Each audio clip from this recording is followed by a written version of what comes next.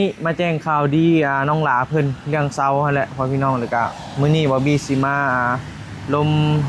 รายละเอียดต่างๆกับแม่ตู้หั่นแหละว่าในยามนี้เนาะก็คือป้าลุงฮู้หั่นแหละว่ามันอยู่ในช่วงเข้าพรรษาเนาะเดี๋ยวสิมาปรึกษากับทางแม่ตู้ว่าเฮาสามารถดำเนินการเฮ็ดเวียกในระยะที่ว่าตอนนี้ได้เลยบ่นะ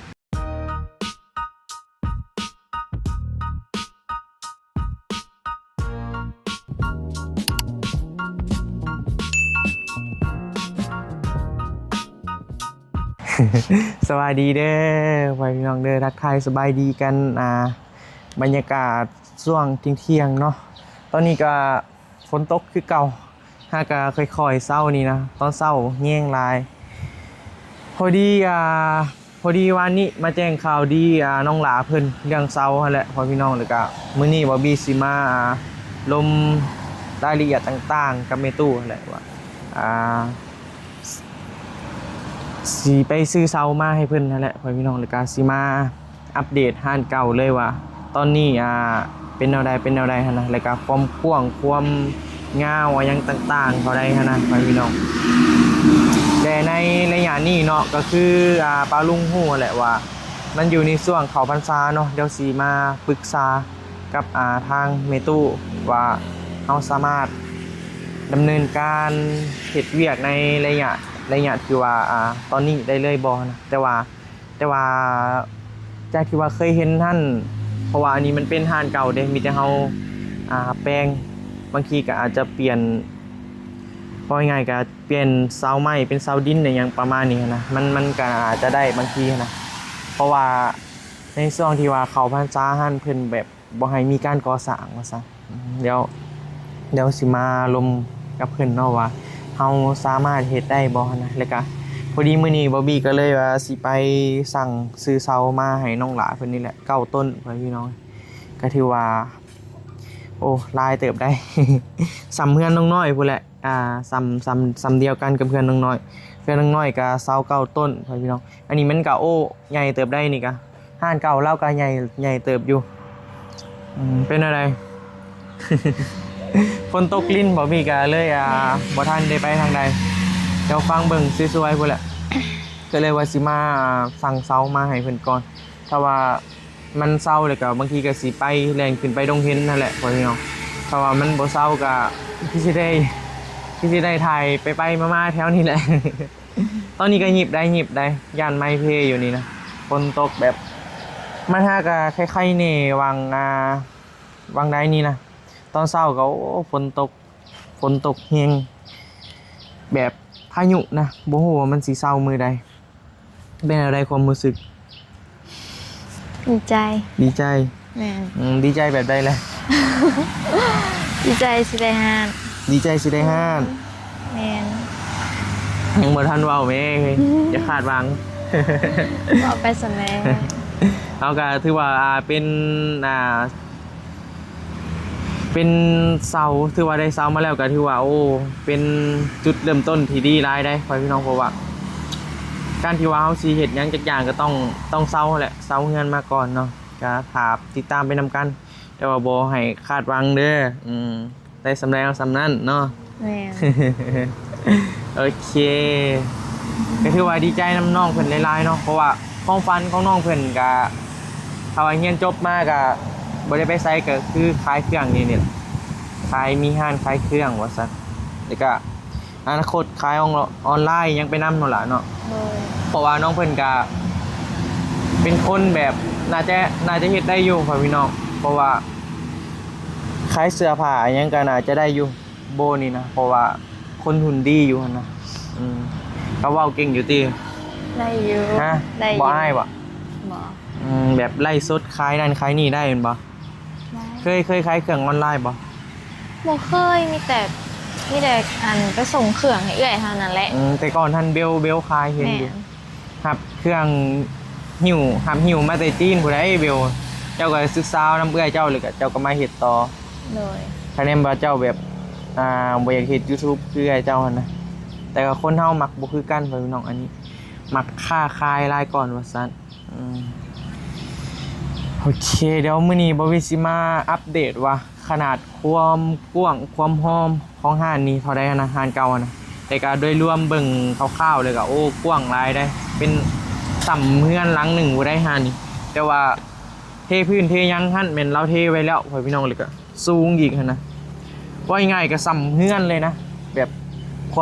วามสูงของเราเทพื้นนะก็ถือว่าถ้าว่าซื้อเสามากอะเปลี่ยนจากเสาไม้ไปเป็นเสาดินอย่างประมาณนี้นะแต่เฮาเว้าตามแบบความเชื่อแหละพ่อพี่น้องเพราะว่าโซนี่กับเขาพรรษาเด้ก็สิมาลองถามไปเฒ่าว่าสามารถดำเนินการได้เลยบ่นะ โอเคปะเดี๋ยวเฮามาเบิ่งก่อนว่าห้านนะเป็นแนวใดเนาะห้านเก่านี่นะหลายๆคนก็อาจจะเคยเห็นแบบผ่านๆซื่อๆแบบบ่ได้มาอัปเดตคักๆให้เบิ่งนะเดี๋ยวมื้อนี้บ่บีซีแบบมาอัปเดตทุกซอกทุกมุมให้ป้าลุงได้เบิ่งนำกันเลยความกว้างความหอมแล้วก็เนื้อที่ที่ว่าเฮาที่จะสามารถเฮ็ดได้นะมันสำใดเนี่ยนะโอเคไป โอเคอันนี้แม่นจะเป็นทางด้านหลังเด้อทางด้านหลังห้านนี่มานี่แล้วก็จะมีดินเป่าอยู่ระหว่างเฮือนที่ว่าน้องหลาเพิ่นอยู่ปัจจุบันนี่แหละอยู่กับแม่เลยกะเอื้อยอยู่กับเบลแหละอยู่กัน3คนพ่อพี่น้องด้านหลังนี่เด้แม่ บ่ได้ไปเวียกบ่แม่สบายดีเด้อแม่เด้อโดยก็มีเนื้อที่ที่ว่าเป็นระยะห่างนี่เบิ่งเด้อจากเมตรเด้นี่เนาะเท่าใดวะฮอดบ่10เมตรบ่ฮอดซ้ำโยบเบิ่งดูล่ะโยบมานี่ดูนี่ หยบไปพวกนี่โยบตัวนี้มานี่เบิ่งไอ้โยบก็ได้เด้อนี่นะมันหอมๆเลย1 2 3 4 5ประมาณ5-6เมตรนี่แหละที่ว่าเป็นเนื้อที่เป่าว่างหรือว่าหน้าบ้านนั่นแหละพ่อพี่น้องจากที่ว่าห้านขายเครื่องตัวเก่านี่มาหั่นนะนี่มันจะเป็นโซนด้านหน้าเด้อดิก็เรือประมาณนี้แหละแล้วมาทางด้านบัดนี้ทางกว้างนี่ก็โอ้กว้างเติบได้นี่สำเฮือนโมเดิร์นหลังหนึ่งผู้ได้ห้านเรานี่นะต่างแต่ว่ามันเป็นแบบสังกะสีเก่าอย่างนั้นนะมันก็แบบตามการเวลาแหละเพราะว่าเราก็เฮ็ดมาดนแล้วเราว่าอันนี้เป็นโซนพื้นที่ที่ว่าใครเนี่ยว่าเขาอยากเห็ดแบบมันแบบขยายออกมานะแต่ก็ซ้ำนี่ก็โอ้ใหญ่แล้วอันนี้นะซ้ำกันกับเพื่อนน้องน้อยเลยบางนี้นะเพราะว่าไส้เสาเก้าต้น11 12ผู้ใดเนาะก็ออกไปทางหน้า12กว่าเพื่อนน้องน้อยผู้ใดตู่วันนี้นะต่างแต่ว่าเพิ่นว่างเสาที่นะแม่นมันก็เลยว่ากระถานหัดเนี่ยส่วนพื้นแมนเพิ่นเทเรียบร้อยแล้วเป็นพื้นปูนอะไรอย่างต่างๆแล้วพี่น้องก็ง่ายๆก็ชั้นเฮาเปลี่ยนเสามีโค้งอะไรอย่างก็สามารถเอากะโหลมาติดใส่ได้เลยนะแม่นเพิ่นเทเลยก็ยกระดับแบบโอ้สูงได้สำเฮือนเลยแหละพื้นนี้ถือว่าได้แล้วสิปะมาใช่โอ้อยู่ครบหน้าครบตาเลยโอ้อยู่ครบเบิดเลยวันนี้สบายดีเด้อแม่เด้อสบายดีเด้อพ่อเด้อเงินเด้ออยู่ครบเบิดเลยพ่อพี่น้องโดยไม่ได้ไปเวียกว่ะแม่ตอนแรก3 โมงพุ่นแหละโอ้ไปตอนแรกว่ะเฮ็ดเวียกตอนแรกฮอดจังโมงบัดนี้11 โมงกลางคืนจังได้มาเดือน3 โมงฮอด11 โมงกลางคืนถูกสูตรชีวิตนะลูกนักเติบได้เนาะเฮ็ดในใกล้ๆนี่เหรอว่า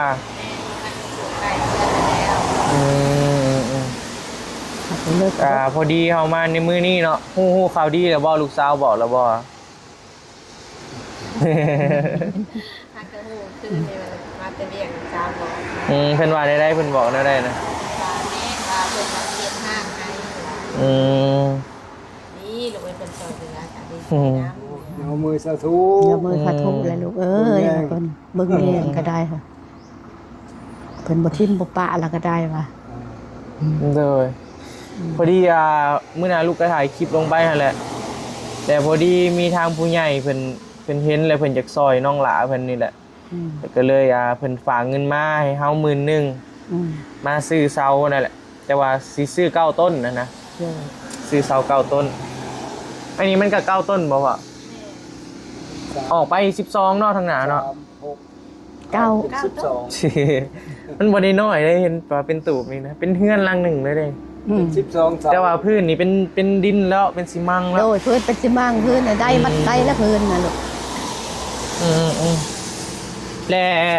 ในระยะนี้เด้แม่มันเป็นช่วงเข้าพรรษาแม่นบ่ โดย บ่ได้โอ้โหถือมีดถือง่าวอีกระยะนั่นเลยมันเป็นระยะช่วงเข้าพรรษาแม่นบ่เฮาสามารถแบบปัวแป้งได้บ่ ได้ ได้แม่นบ่ โดยได้เพราะว่าเฮาเฮือนเฮาเฮ็ดแล้วบ่แม่นเฮาเฮ็ดใหม่ขึ้นใหม่เพราะว่าเฮาเบี้ยนเศร้ามันซื่อๆเพราะว่าเศร้าบันโดกหลังคาบันโดกแล้วเฮาก็เฮ็ดไปในทำนองนั้นเนาะโดยบ่เป็นหยัง เพราะว่าเฮาครอบเฮายังแต่ต้นแล้วแม่นบ่ โดยครอบแต่ต้นแต่หยังแล้วบ่เป็นหยังเฮาซ่อมแซมได้ เพราะมันถือกับช่วงเข้าพรรษาเลยเด้เนาะ โดย เพิ่นบ่ให้เฮ็ดนี่เพิ่นบ่ให้เฮ็ดไปได้นะเฮ็ดตั้งเสาไม้สิวะ โดยค่ะเพิ่นบอกเพิ่นบ่ให้เฮ็ดถ้าสมมุติว่าเข้าพรรษาลาพระเจ้าแล้วเพิ่นว่าเจ้าค่อยสิย่อเฮือนเด้อสมมุติว่ามีดินเนาะมีดินมีเสาแล้วบัดนี้แล้วค่อยละว่าจะปลูกเฮือน โดย อยากปลูกเฮือนแล้วค่อยอยากย่อเฮือนแล้วเพิ่นแล้วบ่ให้ย่อเพราะว่ามันผิด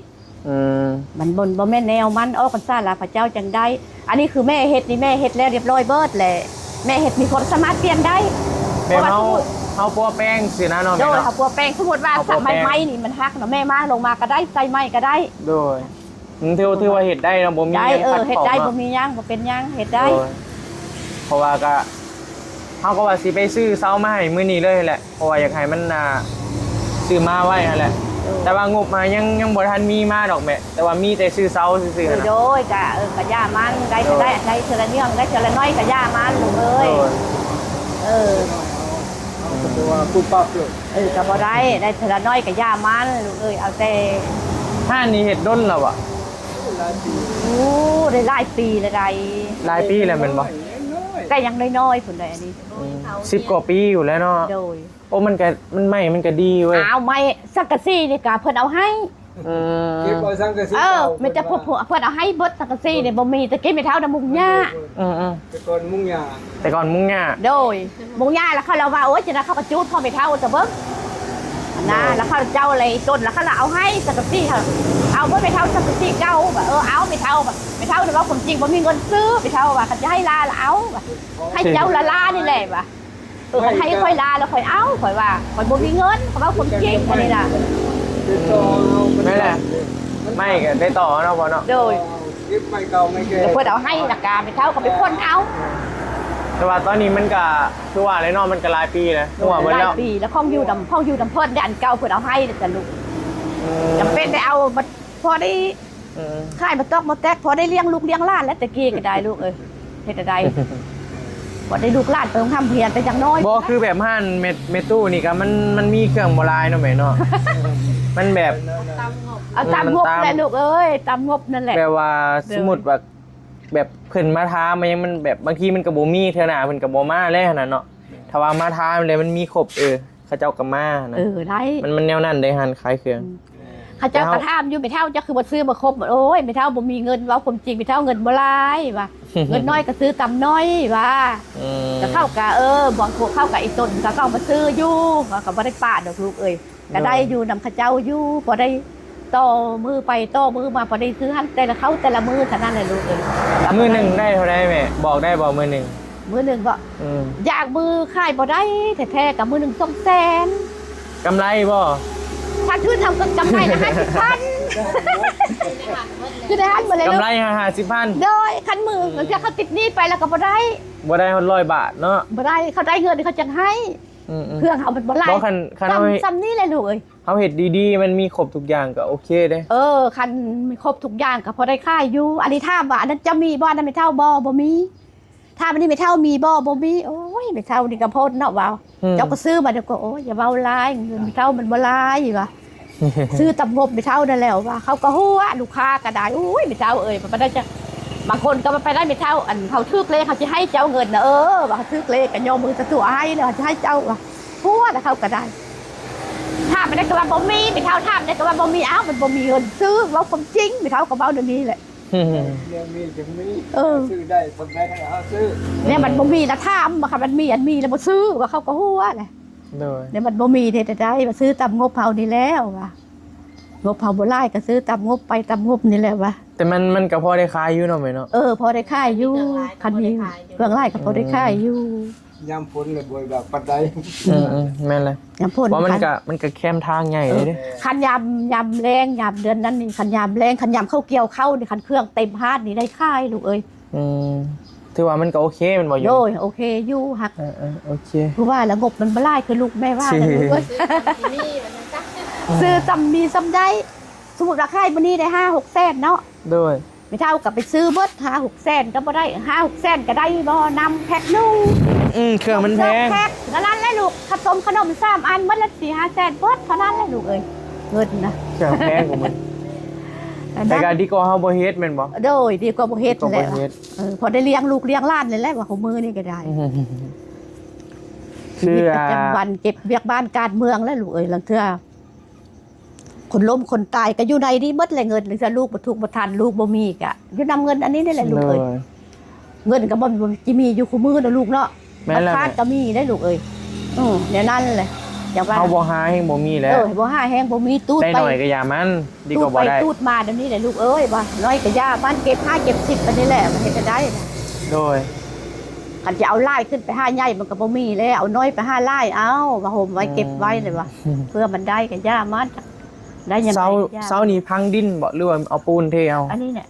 ฟังดินเลย ฟังดิน บ่ลาย บ่ยาวเติมเนาะมันเป็นไม้หยังนี่พ่อ ไม่ซัก ไม่ซักเด้ โอ้ไม่ซักบ่ เลย มีแต่แก่นมันเลยเนาะมีแต่แก่นมันเนาะ เลย แก่นบ่ พอมันก็มีหม้อ มากินมันได้ลูก แต่มันก็ทนเนาะ อดทนอยู่ โอ้ ได้ มัน10กว่าปีพุ่นน่ะมันอยู่ได้แล้วได้ว่า ปลายปีพุ่นแล้ว ไม่ซักนี่แหละอยู่ป่าจนเขาบ่ทันได้ตัดนี่ อืม เออหาเด็กน้อยไปตัดช่วยขอน้ำเพิ่น โดยแต่ว่าพื้นนี่มันเป็นพื้นเฮือนแล้วเนี่ยเนาะ โดย มีแต่เอากระโหลมาติดใส่เลยก็ได้แล้วนี่ ได้เลย เป็นพื้นปูนทักแน่เด้ พื้นเพื่อนในตาพวกรถนั่นแหละรถอันเขาเจ้าอัน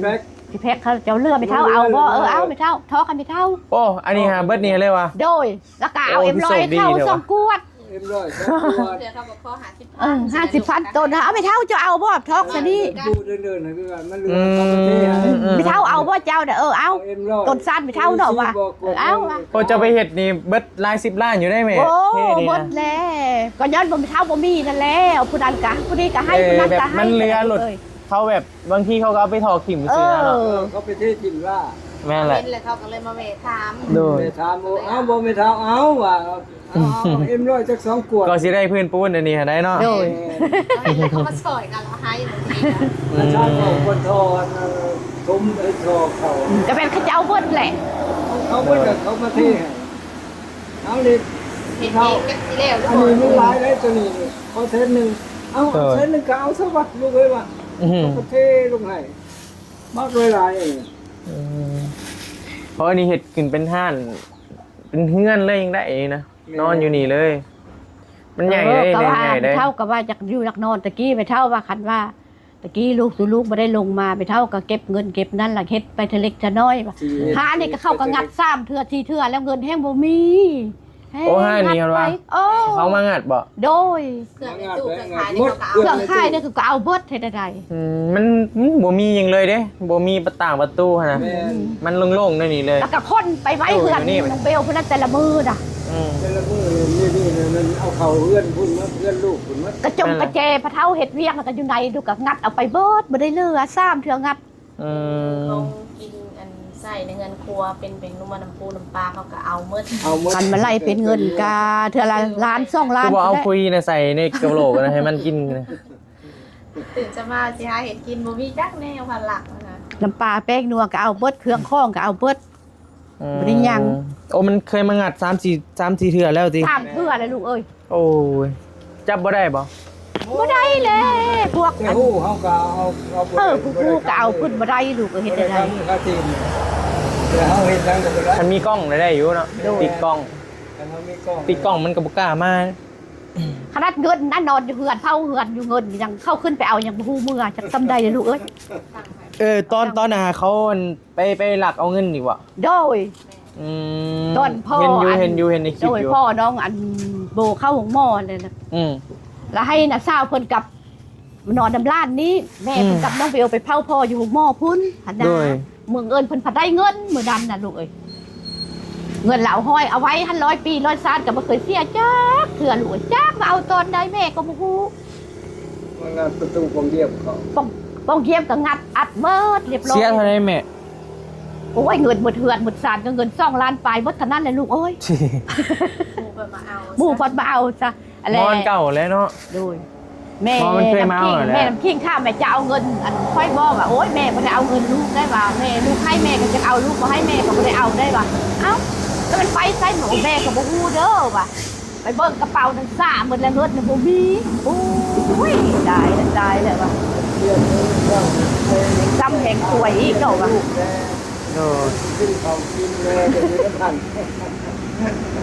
ข้างเรียนลูกก็อยู่หั่นสร้างก็อยู่หั่นเบิดกระโพดว่าก็เลือกป่ะแม่บ่มีแห้งซ้ำแห่งเดิมป่ะพูดว่ากระดักกระโดดป่ะขนาดก็ต้องค่อยจะกระเท่านอนอยู่ให้ยังบ่ฮู้ได้ลูกเลย บ่ได้ยินเสียงยังเลยบ่ บ่ได้ยินอยู่เสียงว่ากึบกับแม่ก็คิดว่าเป็นแมวอยู่เอ้ย อืม แล้วก็ได้ลูกเบิ้งของแมวมันลายโตได้แมวทำมันละไล่กันอึกนึกนอง โดย ของกระเท่าอัดตูอันปองเยี่ยมอัดเรียบร้อยเบิดเลยดิแล้วแม่ก็คิดว่าเป็นแมวหั่นนะลูกมาแล้วปองเยี่ยมแล้วไข่จังป้างอยู่เอ้าแต่ถามกระเท่าบ่เจ้าไข่บ่แต่เช้าบ่ได้ผลบ่ได้ไข่ข่อยอัดว่ะโอ้ยมาหาเบิ่งเงินน่ะบ่มีเลยลูกเอ้ย โคตรว่ากระดักกระโดดโอ้ยสวยซ้ำสวยโตกันเจ้าอ่ะย่าจะเอาไปเพิ่นเอาไปเจ้าอ่ะ คือแม่นี่ไปเฮ็ดเวียกด้นแล้วบ่แม่ ประมาณ3 เดือน เพราะว่าก็3เดือนถ้าก็เฮ็ด3เดือนเนาะ เดือนที่4เดือนค่ะ แต่เฮาสามารถเฮ็ดได้ตลอดเลยบ่หรือว่าแนวใด บ่ได้ลูกเห็นตามฤดูกาลใบยาเพิ่นครับ มันเป็นอะไรนะแม่ ใบยานี่เพิ่นไปเก็บเกี่ยวซื้อมาแต่สวนแล้วหอดยามเขาตีใบยาเอาขึ้นในสางผลิตของเขาแล้วเขาก็เลยจ้างคนข้างนอกเขาไปปาดหัวยา แบบมันคนบ่พอนะเนาะ แม่มันจ้างคนข้างนอกเขาไปปาดยาพอดี โดย เพิ่นใบยาแล้วเพิ่นก็มาพัก ยังจักเดือนจะได้พักบัดนี้ เพิ่นบอกว่ายังประมาณเดือนปลายเนี่ย โอ้แสดงว่าอีกเดือนไปก็บ่มีเวียกเฮ็ดแล้วแม่นบ่ แม่หมดใบยาแล้ว อืม เป็นช่วงระยะสั้น บัดนี้สิไปเฮ็ดหยังซะแม่สมัครอยู่ไสบัดนี้ ทั้งว่าแม่ก็ยังหาทางอยู่ ยังเหลืออีกเดือนปลายคือแม่นี่ก็เฮ็ดของอยู่ของกินขายก็ได้เฮาเบิ่ง ได้เลย เฮ็ เฮ็ ด ด ของกินแซ่บอยู่ เฮ็ดทานได้แล้วแล้วก็จะเฮ็ดเครื่องค่ายมันต้อง ขาย แตกน้ำนี่ ทางหน้า ลูก เขาเจ้ามา แม่ว่าสิเฮ็ด เลิก ขายหน้าเฮ็ดห้าง เขาเจ้าเลิกมาแต่โรงงานหยังหั่นน่ะเฮาเฮ็ดแซ่บอยู่ไสเขาก็มาซื้อดอก ก็เดี๋ยวนั้นแหละแม่ก็ว่าเดี๋ยวนั้นแหละ เฮ็ดของอยู่ของกินขายพอได้ขายอยู่ เอ เบิ่ง อพอได้ค่ายพ ปิ้ องได้ นั่นปิ้งนี่อะนะของกินซุกอะนะ ว่าซั่นแม่ลูกเอ้ย เบนาซีดีก่อนเหรอ พอได้อยู่ได้กิ น้ น องโบอยู่ว่าสิไปซื้อเต้นน้อยอันนึงมาฝากกันมากลาง โอ้ยอยากเห็ดอยู่แล้วอ่ะ แม่อยากเฮ็ดแต่โดนแล้วว่าโบถ้าว่าแม่หมดใบยานี่ซื้อเต้นน้อยนะโบ เพราะว่าเฮาบางทีมันเฮาเห็ดวันนี้มันสิได้เงินรายก่อนไปเห็ดเวียกอีกได้หัน แม่ ได้รายก่อนดีเงินเดือนบอกได้บอกเงินเดือน อันนี้มัน4 ล้านปลายกันว่า 4 ล้านป้าย มันทำบ่ขาดเรียก แต่ว่าโอ้เวียกนักเนาะเวียกเนาะ3โมงฮอด12โมง 4 ล้านบางเดือนก็5 ล้าน ถ้าเอาไปตอนเช้าดิ ตอนเช้าก็7:30เขาเวียกก็3:30เลิก 3:30เลิกแล้วก็หมดการแรงเขาไปเปลี่ยนที่เขาไปเปลี่ยน2กะดิเพราะว่าใบยาปีนี้เพิ่นน่ะเพิ่นซื้อมาหลาย ก็เลยว่าได้รับคนเพิ่มเนาะ แม่ได้ครับคนเพิ่มเลยอีก2กะ แล้วคันมีห้ามีหยังก็สิโอเคขึ้นอยู่เนาะแม่นบ่ ก็สิพอได้ มันก็พอสิมีหนทาง เออ เนาะ พอมีหนทางอยู่ลูกเอ้ย มีห้านมีหยังจบเจือดีนะคือแม่เพิ่นนี่ก็เฮ็ดเวียกโรงงานพ่อพี่น้องไปก็บางทีบางใดมื้อใดมื้อดึกก็ยังบ่เห็นเพิ่นมานะโทรก็นักเติบอยู่ได้เนาะอืม อาบน้ำอาบใน12 โมงเดี๋ยวก็เที่ยงคืนกินได้นอน โดยแต่ก็มันก็น่าจะได้คายอยู่เนาะแบบเฮาเว้าเนาะมันก็แคมทางเด้คนไกลไปไกลมาเขาเห็ดแซ่บเลยมันมาแว่รถดอกเขาจะหู้นะแค่มของดีเลยมันสีคล้ายของมันเองอะนะแบบแค่เขาเห็ดมีคุณภาพอะนะอีกเดือนป้ายบัตรทำงานนิคอนด้วยสิแม่ไม่ได้ไปบ่ แม่บ่ได้ไปได้เทื่อเลย มีแต่เห็ดอยู่นี่เห็นบ่ แม่ ถ้ากระเข่านี้เจ้ากันเนาะ ทุกปีก็เพิ่นเปิดแม่ก็ไปคือกัน โอ้แม่นว่า แม่ ไปครูปี้เห็นบ่เห็ดมาจากปี้เลยแบบนี้ หลายปีเติบไปดูเพิ่นเปิดแต่เขาเริ่มเปิดโรงงานแม่ก็ตะกี้เพิ่นแม่ยังบ่ได้ข่าวสารปีมีตะกี้มีแต่แม่ไปเลือกใบยา โดย ไปเลือกใบยาไปฟัดยา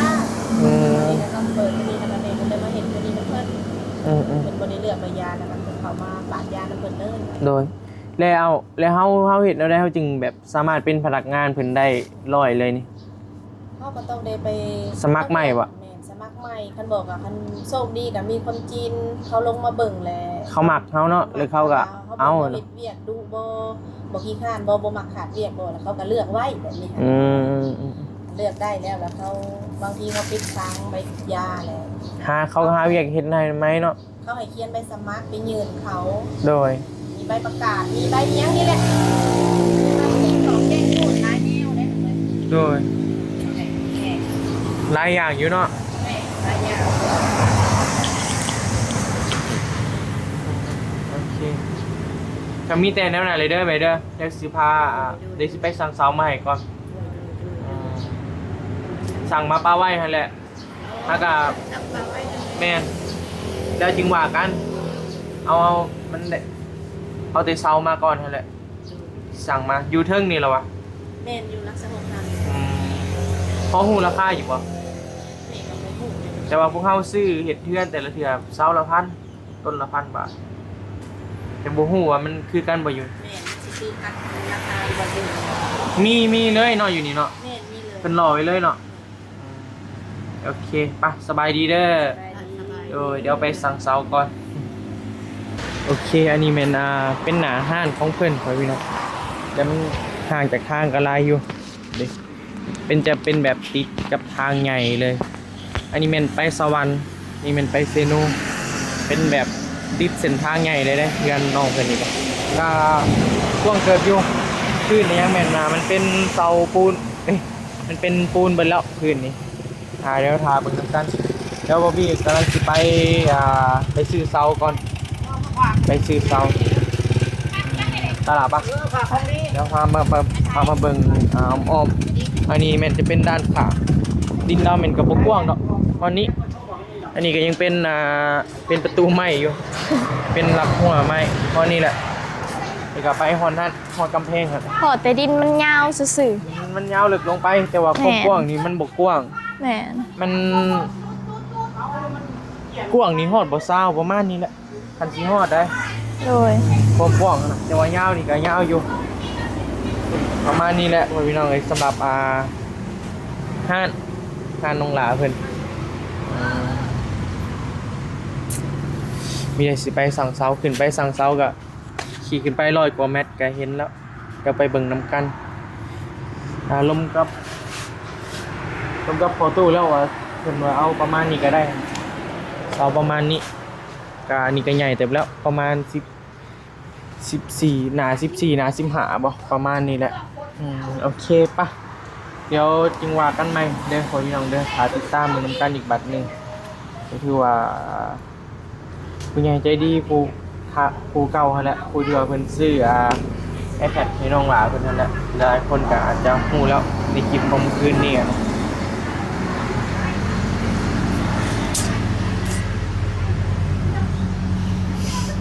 ยังว่ายิ้มยัง ยิ้มซื่อ ฮะ ยิ้มซื่อ แม่เพิ่นไรเฮ็ดเวียกเฮ็ดเวียกโรงงาน แต่ก็เพิ่นก็ใช้หยุดแล้วว่าซั่นว่ามันสิเบิดยามใบหญ้าแล้วเนาะล่ะเนาะ โดย เดี๋ยวสิพากันมาขายเครื่องอยู่นี่ถ้าเบิ่งน้ำกันไปอันนี้มันคือหยังก่อนล่ะไว้สิช่วงลายมือแล้ว แนวอันโอบเสาเงิน แค่อกเซาไปได้เฮ้ย แบบเสาไปนี่แล้วเฮาว่าเฮ็ดแบบโอบใส่หั่นนะให้มันงามหั่นนะ โอ้แนวแต่งหั่นวะ แม่น เอามาใส่ล่ะ เขาเอาให้อันนี้ค่ะ เขาเอาให้ แม่นแล้วยังบ่ได้เฮ็ดเตือนนี่แหละ เอาบาดอันนี้เด้สาวเอามาเฮ็ดหยัง อันนี้ค่ะว่าอันตอนพออยู่เลยพอซื้อมาไว้ว่าสิเฮ็ดกำแพงเฮือนหั่นนะ โอ้เสร็จกำแพง หัวอันนี้แหละแม่น แล้วซื้อมาโฮมไว้บ่ แม่เราซื้อเสามาไว้ ได้จักเซาแล้วนี่ อันนี้10บ่10ต้นนี่แหละ 10ต้นโอ้แล้วว่าเราเสร็จกำแพงบ่ โดย อืม เศษหัวเห็ดกำแพงนี่แหละ ก็ ก็คือเห็นนั่นแหละ มั หั ก็ ว เนาะจักสิล่มมื้อใด แมน เราเพิ่นว่าเสร็จกำแพงติ แมน แบบเราซื้อมาเทื่อละหน่อยนะเนาะไปหาเงินมาได้เลยก็ค่อยๆทอดไว้นะเบิ่งนี่นะ แมน โอเค เจ้าก็หาเงินได้จึงเฮ็ดเจ้าก็เราก็ซื้อมาให้สำนีเด้ แมน สานต่อความฝันเราให้เป็นจริงเพราะว่าหัวน้องลาคนนี้ก็ มันนานาเบิดแล้วมันเซลล์เบิดแล้วแต่ด้นแล้วเนาะล่ะเนาะเกิดมาก็เห็นเลยเห็นบ่ แมน เป็น ปวก หัว กิน เก่า เบิดแล้ว แล้ว โอเคป่ะเดินทางก่อนเด้อพ่อพี่น้องเด้อเดี๋ยวทาติดตามมือนำกันพู้นแหละเดี๋ยวไปซื้อเซาก่อนบัดนี้ป่ะสบายดีป้าลุง ส แล้ว บายดีเด้ สบาย อ ดีเด้อ